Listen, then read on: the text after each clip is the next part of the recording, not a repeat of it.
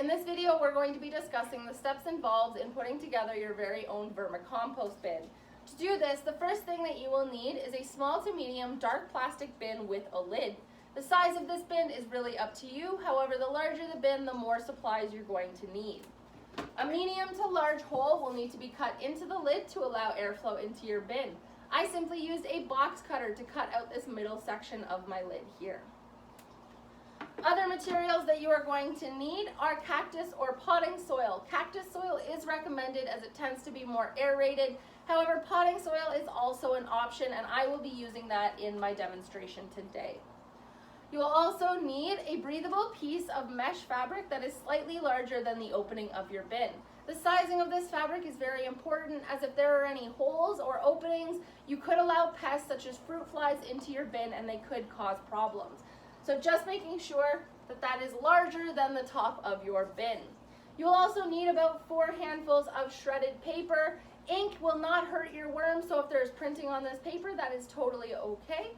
You will also need about a half cup of coconut coir. This is optional, however, it will provide your worms with an extra source of carbon and it can be very beneficial. You'll also need a spray bottle filled with water, about a half cup of food scraps, and of course your red wiggler worms. We recommend using about a pound of red wiggler worms to set up a new bin. So let's get started. The first step is to put approximately 4 to 5 inches of soil into your bin. Once you've done that, you're going to want to mix in your carbon source. This will be your paper scraps and coconut coir if you choose to use it.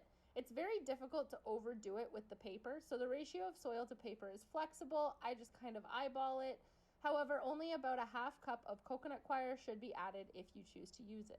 The base of your bin is now all set up and you're ready to wet the contents. It is best to use the spray bottle to do this, as you're more likely to add too much water if you're simply pouring it in.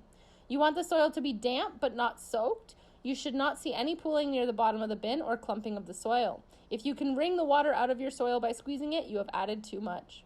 You're now ready to add the worms and food scraps. We recommend putting a 1/4 cup in 2 corners of the bin to get your worms moving around in search of food, and alternating which corners you are using each time you feed. It is very important that you ensure all food scraps are covered with damp soil to avoid attracting fruit flies.